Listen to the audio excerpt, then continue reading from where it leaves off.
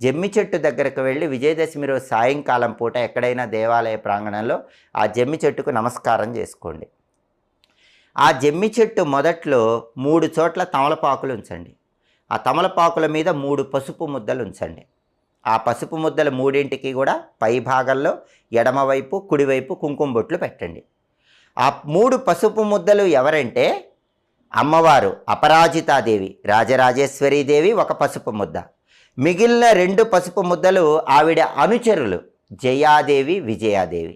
అందుకని అలా 3 పసుపు ముద్దలు జమ్మి చెట్టు దగ్గర ఉంచి నమస్కారం చేసి అక్షింతలు పుష్పాలు వేస్తూ ఓం అపరాజితాదేవి అయి నమః, ఓం జయాదేవి అయి నమః, ఓం విజయాదేవి అయి నమః, ఈ 3 నామాలు ఒక్కొక్క నామం 21 సార్లు చదవండి.